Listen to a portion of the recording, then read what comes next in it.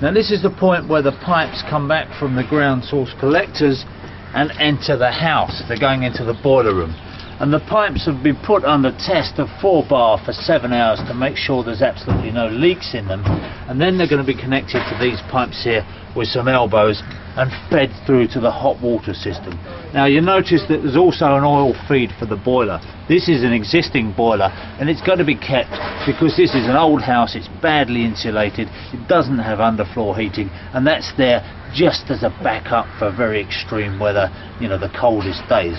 But if you've got a new house, if it's well insulated and you've got underfloor heating, you wouldn't even need the boiler.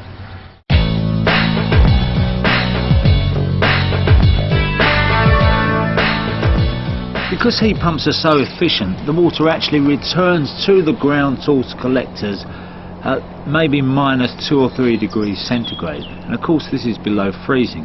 And to prevent that freezing, we add a 30% solution of glycol antifreeze.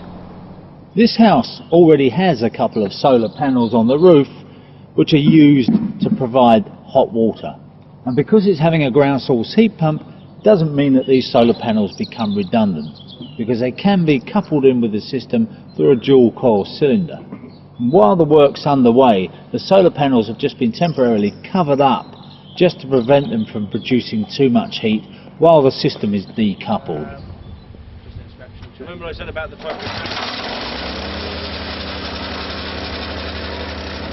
well, the trench is dug and the pipe's in and it's all been tested and proved to be sound, so now the ground can go back in. And just to be on the safe side, in case there's any sharp stones or anything like that, they're just going to put a layer of sharp sand over the pipe.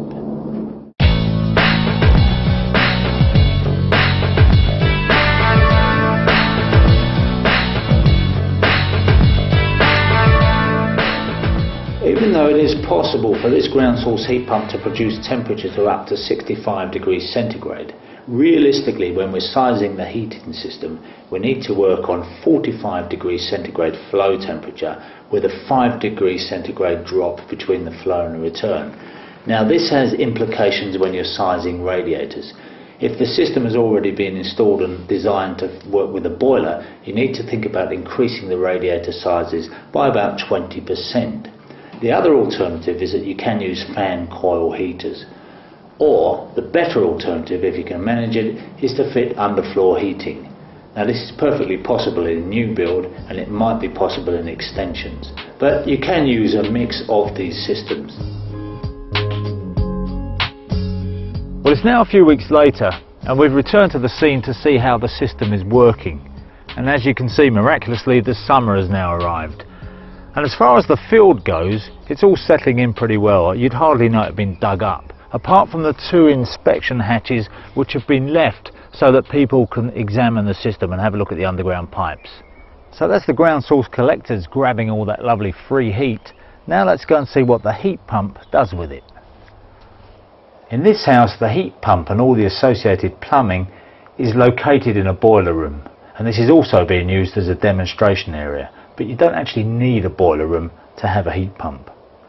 These heavily insulated pipes are being fed in from the 2 different ground source collector systems, and they're twinned together and then taken round into the heat pump itself.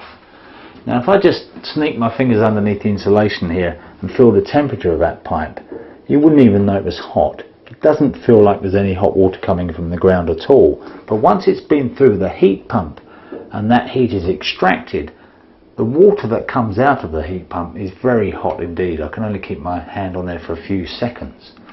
Now that hot water is being fed into the cylinder to provide hot water for the whole house. So there's plenty of water there for baths and showers and everything. But also the water is being fed across into this accumulator. Now this provides hot water for the central heating system. But in the summer, when that's not required, in this case a diverter valve has been fitted so that that water is then diverted through to heat the swimming pool. Now there's one further addition to this system, which is the solar heating. This is the solar system.